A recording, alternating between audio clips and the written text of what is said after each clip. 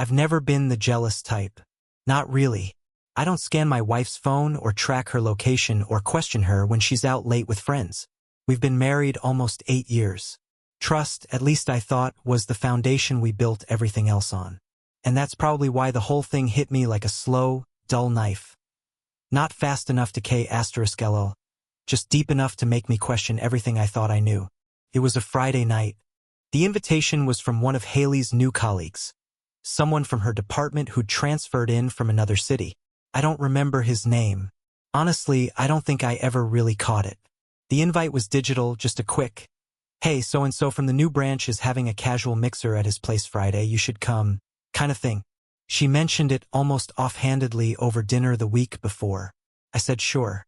I figured it'd be some awkward, slightly too loud office gathering with bad white wine and people trying too hard to sound interesting.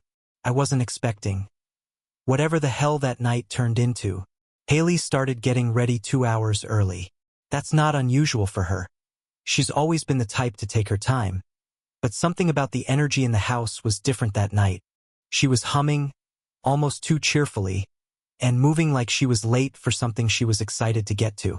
She had this glide in her step, this spark in her eyes, like she was preparing for a first date instead of a work function with her husband in tow. I walked into the bedroom and stopped in the doorway. She was in front of the mirror, adjusting the straps on a new black dress, the kind of dress that turned heads. It clung to her waist, dipped low at the front, and left her back bare except for 2 crisscross strings that tied at her lower back. She'd curled her hair and pinned it up to show off her neck, and she was wearing lipstick that she usually only put on for our anniversary or New Year's. "You look amazing," I said, and I meant it, but the words didn't come out right. They came out careful, measured. She smiled at me in the mirror, but it was distant, not cold, just distracted, like her thoughts were already somewhere else. "These earrings go, right?" she asked, holding up the pair I gave her on our first anniversary. Silver hoops with tiny sapphire studs. They were special. She never wore them out. Until now. "Yeah," I said slowly. "They look good." She clipped them on, turned slightly to the side, and checked her profile. That's when it hit me. She looked like she was going out alone. I changed into a simple button-up and slacks. Nothing fancy, just enough to blend in. On the way to the party, she barely said a word. I tried to make small talk, joked about traffic, commented on the weather, even mentioned her favorite food truck being parked downtown. Nothing really landed. She gave polite chuckles, little nods, but her eyes kept drifting out the window. When we pulled up to the house, a modern, overly polished thing tucked into a neighborhood full of people who used phrases like networking opportunities and personal brand, she practically jumped out of the car. I followed behind her like a tag-along. The music was loud, the lights warm, and people were already half-drunk on boxed wine and curated Spotify playlists. Inside, she vanished within minutes. I turned to grab us both drinks, and by the time I looked back, she was gone. I found her maybe 15 minutes later, standing by the fireplace, laughing in that airy way she does when she wants someone to know she finds them clever. She was standing next to a tall guy in a gray suit, not a slouchy blazer or something casual, but a tailored, pressed, probably expensive gray suit. He had a glass of scotch in his hand and the kind of posture that told me he was used to being listened to. Her hand touched his arm. Not in a flirtatious way, at least not obviously, but with a kind of familiarity that made my stomach tighten. I walked up, feeling like an outsider in my own evening. She looked surprised to see me. Not startled, just like she'd forgotten I was there. "Oh, hey babe," she said. This is Caleb." That name stuck with me. Caleb. I remember now. "Nice to meet you," I said, offering my hand. Caleb glanced at it, nodded once, and turned slightly. "I'm gonna grab us another round," he said, then walked off before either of us could respond. "Who's he?" I asked. "New manager from the Portland branch," she said smoothly, sipping her wine. "We were just talking about a project that might be merging between our teams." "Sounds exciting," I said, trying to keep it light. She smiled, but it didn't meet her eyes. "Yeah, work. The conversation died right there. She didn't introduce me to anyone else. Didn't take my hand. Didn't ask if I was having fun. She just turned slightly toward the crowd again, scanning the room like something, or someone, might be missing. I wandered off after that. Made polite conversation with some guy who wouldn't stop talking about Bitcoin, then stood by the snack table pretending to be busy with crackers and cheese cubes. Every now and then I glanced over. She was still with Caleb, talking close, smiling, her hand on her hip. I checked my phone. No new texts, no missed calls. I waited. Maybe she'd come find me. Maybe she'd pull me into a conversation or ask if I wanted to head out. Nothing. An hour passed. I left. I didn't say anything to her. Just slipped out, walked back to the car, and sat there. The air was warm, but I couldn't stop the chill crawling up my spine. I stared at the steering wheel, then at my phone. Part of me wanted to drive away, but another part, the dumb, stubborn part, kept hoping she'd notice. And then, 20 minutes after I left, my phone buzzed. It was a message from Haley. "Where are you?" 4 words. That was it. "No, are you okay?" "No. I just realized you were gone." Just, "Where are you?" I stared at it for what felt like forever. I didn't answer. I didn't even move. I just kept reading it, over and over again, feeling this slow burn settle in my chest. Where was I? Sitting alone, outside a party I shouldn't have been at, wondering when my wife had started hiding me behind a curtain. After that night at the party, something inside me cracked. Not loud, not dramatic. More like when an old tree finally splits down the middle after years of quiet strain. I didn't say anything to Haley the next day. I pretended to believe whatever version of the story she was trying to spin. But my mind, it just wouldn't shut off. That text, "Where are you?" haunted me, not because she didn't know, but because she acted like she cared. As if I hadn't spent the entire evening watching her pretend I didn't exist. And that's when my brain did what brains do when they're trying to make sense of betrayal. It rewound everything. Every moment. Every off feeling I had brushed aside. Couldn't stop it. And what I saw in hindsight made my stomach twist. Started months earlier, subtly, the way the seasons shift and you don't notice until you need a jacket. First, there was her newfound love for the gym. Haley used to joke about cardio like it was a disease. She hated sweating, hated leggings, hated people who lived at the gym. But then, suddenly, she got a membership. 4 times a week. Same days, same hours. Tuesdays, Thursdays, and both weekend mornings. At first, I was proud of her. I told myself this was growth, people change, right? Maybe she just wanted to feel better, stronger. She started buying new workout clothes. Fancy brands. Matching sets. Tight fits. The kind she never wore when we used to walk the dog together. She'd come home late, always flushed, always so tired. She'd take long showers and emerge smelling like a spa. I asked her once if she wanted to go for a run together on a Saturday. She laughed. Not a cute laugh, more like a dismissive one. Said she needed her me time. I let it go. Then there were the spa days. They cropped up suddenly. Saturdays when she'd tell me she was going with the girls to get facials or massages. She'd leave around noon and not come back until nearly 8. When I asked what took so long, she'd always say, "You know how it is when we get talking," or "Traffic was awful." Sometimes she'd come back glowing. Other times she looked exhausted. Once, I noticed a faint wine stain on her blouse. She said it was from the nail salon. I didn't question it. Why would I? I loved her. And love, as I now understand, can be the loudest silence when something is wrong. Then her phone, the thing that finally made my skin itch. She used to leave it everywhere. Plugged into the charger by the couch. Sitting on the kitchen counter. Face up on the nightstand. She didn't care who saw it, because she didn't have anything to hide. But lately, always in her hand, or tucked face down, or charging in the bathroom, even when she was in the shower. I joked once that she was becoming one of those people who couldn't unplug. She smiled thinly, said, "Just some group chats. You know how it is." No, I didn't, and apparently I wasn't invited. One night, one I remember too clearly, She was on the couch, scrolling. Her screen lit up with a message, and I caught a glimpse of it before she tilted the phone away. The contact name wasn't saved, just a number, and she deleted the message almost immediately after reading it. I didn't say anything. I don't know why. Maybe I didn't want to know. Another time, I walked in from the garage and found her sitting at the kitchen table, staring at her phone with this look, like she'd been crying or trying not to. She put it down quickly and started talking about dinner, as if nothing happened. I still don't know what she was reading. Maybe I never will. Then came the moment that made me feel like I'd stepped into a different reality. Like the walls were starting to move. It was a Thursday night. She said she had dinner plans with a colleague. Networking, she called it. One of those quiet, classy restaurants downtown that she always said was too stuffy for date night. She wore a pale blue dress I hadn't seen before. Tight, low-cut, heels I didn't even know she owned. She came home around 11, smelling like wine and someone else's cologne. Not mine, not even close.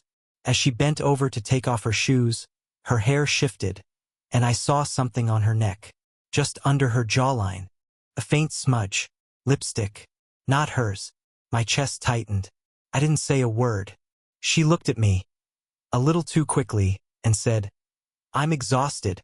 That place took forever." She kissed me on the cheek and went straight to the bathroom. I sat on the couch that whole night, staring at the TV while my mind screamed. You know when you're a kid, and you get lost in a store? You look around and realize your parent is gone, and you feel that spike of fear. Like you're not safe anymore? That's what it felt like. I wasn't home anymore. I was in a place where Haley had already left, even if her body was still in the room. And it wasn't just me noticing. Our son, Nick, picked up on it too. He's always been intuitive, even as a kid. Quiet, observant. The kind of boy who doesn't speak unless he has something real to say. Lately, he stopped asking where Mom was, stopped hugging her goodnight, stopped knocking on her office door. One night, I passed by his room and heard him muttering under his breath. "What did you say?" I asked. He looked up at me, eyes dull. "She's not really here anymore." I didn't know how to respond to that. I still don't, because he was right. She was always working, always tired, always somewhere else. Her voice got softer, her eyes colder, and the warmth she used to carry into every room evaporated. Our dinners became quiet. She started wearing headphones around the house. Said she was listening to podcasts, self-growth stuff, she claimed. I joked that I missed her actual voice. She gave a weak smile, kissed my forehead, and went upstairs. That night, I sat alone at the dining table, her plate untouched across from me. And I thought, this isn't a marriage anymore. It's a performance. The hardest part? I still wanted to believe her. I still wanted to believe there was a version of this where I was wrong. Where she really was just busy, stressed, tired, overwhelmed. But deep down, I knew. I knew someone had replaced me in her life, and I didn't know how to stop it. Or worse, if I even could. It's strange how you can live beside someone, sleep next to them, laugh with them, and still not see them. That's what I kept thinking the day I came home early, that maybe I hadn't really seen Haley for months, maybe even years, that maybe the woman I thought I knew was just a version she allowed me to keep believing in. It happened on a Thursday, the kind of day that felt ordinary in every possible way. My business trip had been cut short by a canceled meeting, and for once, I was almost excited to surprise her. I picked up her favorite pastry from the airport cafe, almond croissant, extra flaky, and spent the drive home imagining her smile when she saw it. I hadn't realized how much I missed that smile. The sun was setting when I pulled into the driveway. The house looked normal. Blinds half closed, porch light off, her car parked crooked like always. I remember humming to myself as I unlocked the door. But the moment I stepped inside, the air felt wrong. Thick, heavy, like the whole house was holding its breath. Then I saw them. A pair of men's shoes by the door. Polished, brown leather. Not mine. For a second, I froze, my brain trying to make excuses faster than I could breathe. Maybe Nick had invited a friend. Maybe Haley's brother had dropped by. But even as I thought it, I knew those weren't the right answers. There was music upstairs. Faint, slow, something jazzy, the kind of thing Haley played when she cooked, not when she had company. I took the stairs one by one, my hand gripping the railing hard enough to hurt. At the top, the hallway light spilled out from our bedroom. The door was half open. I heard voices. His was low, smooth. Hers, soft, tired, but familiar in a way that made my stomach turn. I pushed the door. She was sitting on the bed, wearing a white robe, hair damp like she just showered. Next to her was the same man from the party, the tall guy in the gray suit. Caleb. His jacket was draped over the chair, his tie on the nightstand. Her underwear was on the floor. For a long moment, none of us moved. I didn't shout, didn't throw anything. I just stood there, croissant bag still in my hand, feeling everything inside me go quiet. Haley looked at me, and I'll never forget that look. Not shock, not guilt, just blankness. Like she'd been caught doing something she'd already accepted would happen. Caleb stood first, mumbling something about leaving, fumbling for his jacket. I didn't stop him. I didn't even look at him. The front door slammed a few seconds later, and then it was just us. She said my name once, quietly, like a question she already knew the answer to. I didn't answer. I just set the bag on the dresser. It made a dull sound like something final. Then I saw the card. It was sitting on her nightstand, next to a half-empty glass of wine. A small folded note on cream paper. I don't know why I picked it up. Maybe I wanted to hurt myself more. In clean handwriting, it read, "Counting the days since our first time. Can't forget you. See." The words didn't even make sense at first. My brain refused to translate them into something real. When they finally sank in, something inside me went cold. She didn't reach for me, didn't cry, didn't beg. She just sat there, legs crossed, staring at the wall. Her silence was louder than any confession could have been. I walked out, slowly, down the stairs, through the kitchen. I thought I'd leave, drive anywhere, but my feet stopped at the counter. That's where I saw the second piece of proof. A folded hotel receipt near the coffee maker. I picked it up. Dinner for two. Champagne. Suite reservation. The date printed on top matched the night she told me she was at her sister's for a girls' night. That was the moment everything clicked. The gym trips, the spa days, the late-night texts, the perfume that wasn't hers.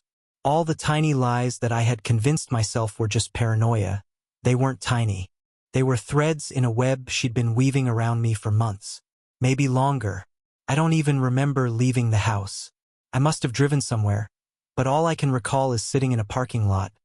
Engine off, hands shaking so bad I couldn't put the car in gear.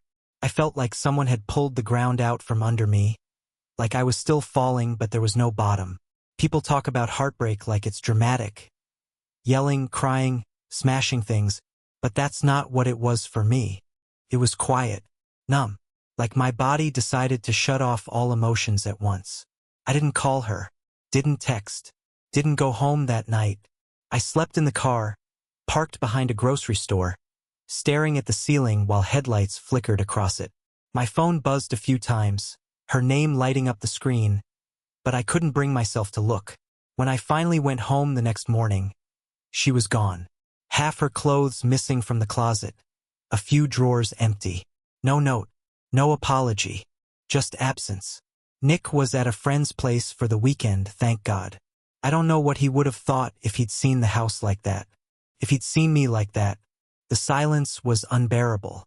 Every room felt haunted, like she'd left shadows instead of memories. I sat on the couch and stared at the blank TV screen, my reflection looking like someone I didn't know. I don't know how long I stayed there, but when I finally stood up, I walked straight to the trash bin and threw away the croissant. It had gone stale overnight, uneaten, like everything else between us. That night, I tried to tell myself it was over, that I'd found the truth, and the truth was enough. But the thing about betrayal is it doesn't end when the person leaves. It echoes. It follows you around like a ghost, whispering all the ways you didn't see it coming. I replayed everything. The way she looked at him at the party. The way she laughed too easily. The text, "Where are you?" Maybe that was guilt. Or maybe she just wanted to know if I'd seen enough to ruin the illusion. I thought I'd cry eventually, but I didn't. I just felt empty. When Nick came home 2 days later, I told him only what I had to. That his mom and I were taking a break, that she needed time. He didn't say much, just nodded, eyes on the floor. But when he hugged me that night, he whispered, "It's okay, Dad. I already knew." That's when I finally broke. Not from the cheating, not from the lies, but from realizing my son had seen it all before I did. That he'd watched his mother drift away and kept it to himself because he thought I couldn't handle the truth. I wanted to protect him from all of it. But maybe, deep down, he'd been protecting me. And that realization hurt more than anything else. When Haley left, the house didn't just get quieter. It changed shape. The walls felt wider, emptier. Every sound echoed longer than it should have. Like even the air was trying to fill the space she'd taken with her. But the strangest thing wasn't her absence. It was the peace that crept in after she was gone. Peace laced with pain, but peace nonetheless. Nick noticed it, too. He was only 13, but that boy saw through things adults often can't. After Haley packed her things, I expected questions, the kind that would break me to answer. But they never came. Not once did he ask why she left or when she'd be back. It was like he already had his own answers.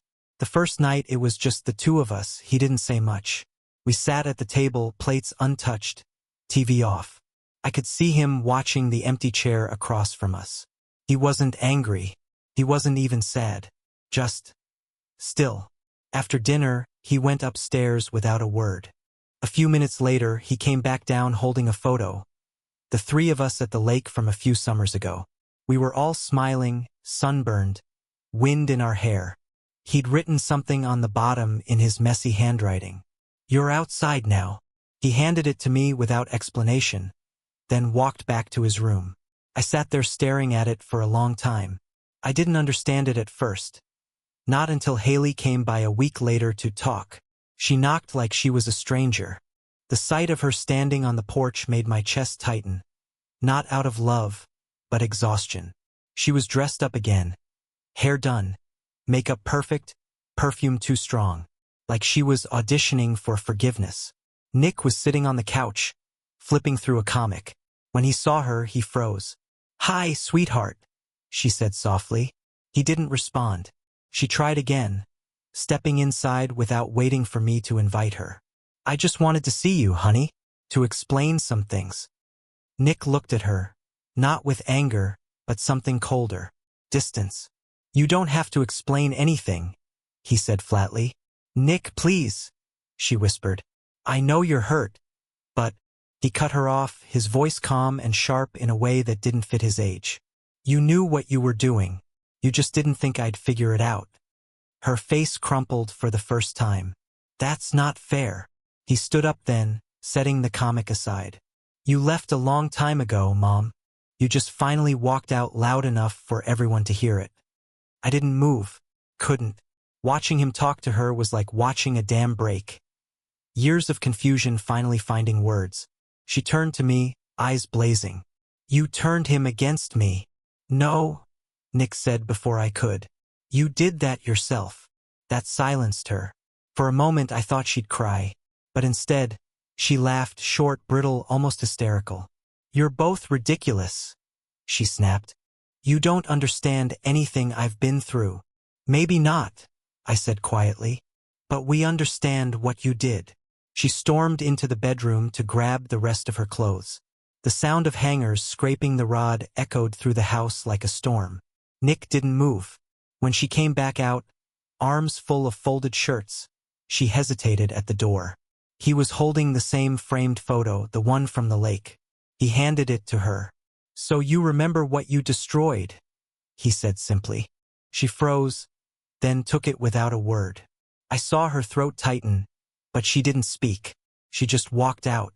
The door closed, and that was it. After she left, Nick didn't cry. He didn't talk. He just sat there for a while, staring at the door.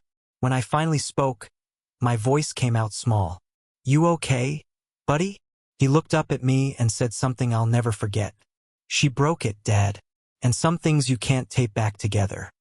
That night, I found him asleep on the couch, still clutching that empty picture frame. I didn't move him. I just pulled a blanket over him and stood there, realizing that while Haley's choices had shattered both of us, he was already learning how to live with the cracks. The next few days, she started showing up in small ways again. Not in person, but through texts, emails, and long, guilt-ridden messages. "I just want to talk," she'd write. "Nick needs his mother." She never said "I'm sorry." She said "You don't understand me." Nick refused to read any of it. He told me once, "If I open her messages, it means she still gets to live in my head." I wish I had his strength. One afternoon, a delivery truck stopped in front of the house. The driver handed me a small package, no return address. Inside was the same photo Nick had given her. The frame was cracked. Across the glass, in her handwriting, were the words, "We can start over." I threw it in the trash. Nick saw it later and didn't say anything, just nodded like he'd expected it. A week later, my lawyer called. "She's filing for partial custody," he said grimly. "And she's adding emotional abuse claims. Says you isolated her from your son." I felt my pulse hammer in my neck. "She's the one who left," I said, trying not to shout. "She's spinning it differently," he replied. "We'll handle it, but it's going to get ugly." It did. At school, she ambushed Nick in the parking lot one afternoon. Witnesses later told me she ran up to him, begging him to come home with her. He said no. She grabbed his arm. Security intervened. Someone recorded it on their phone, her yelling, "I'm your mother," and Nick pulling away. The video went viral in town by the next day. Everyone saw it. The screaming, the tears, the moment he broke free and ran to his friend's car. That footage became evidence in court. When I told Nick, he just said, "Good, maybe now they'll believe me." That's when I realized this wasn't just my pain anymore. It was his war too. My lawyer filed a countersuit. We compiled everything. Her receipts, the hotel stay, the texts, the video, even the note from Nick. He wanted to include his own written statement. I hesitated, but he insisted. When he handed it to me, my hands trembled.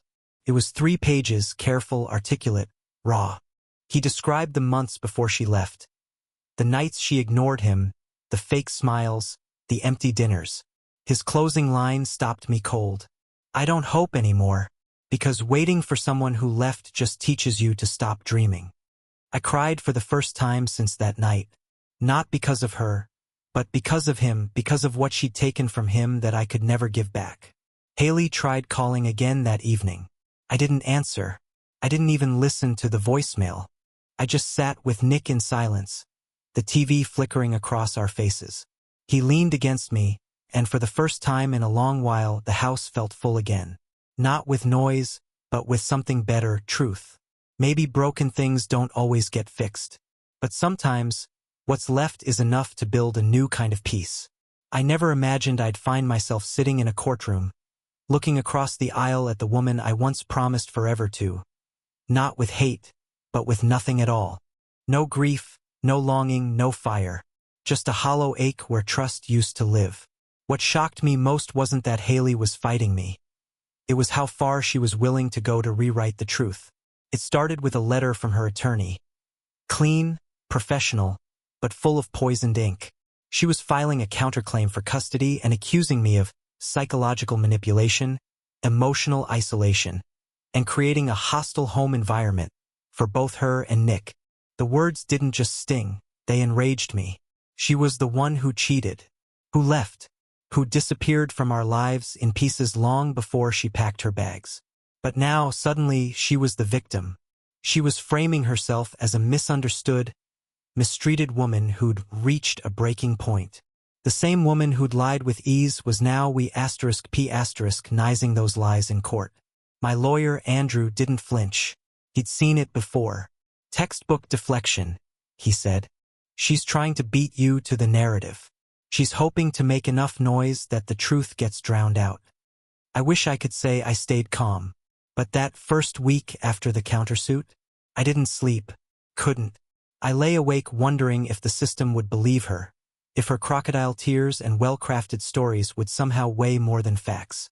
I imagined Nick being forced into supervised visits, or worse, being taken from the only steady parent he had left.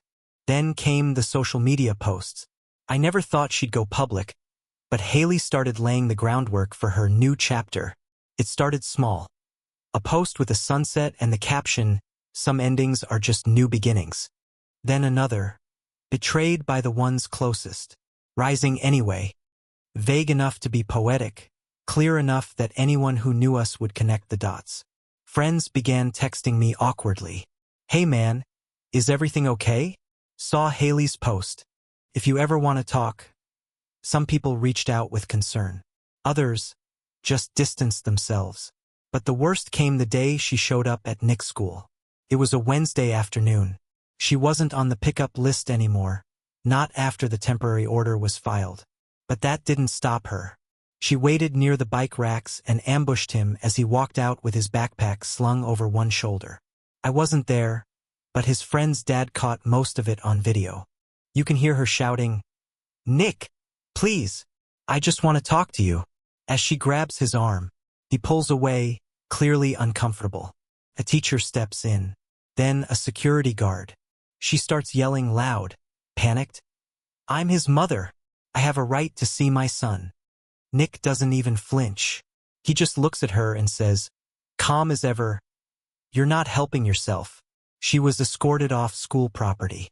I got a call from the principal, then the district.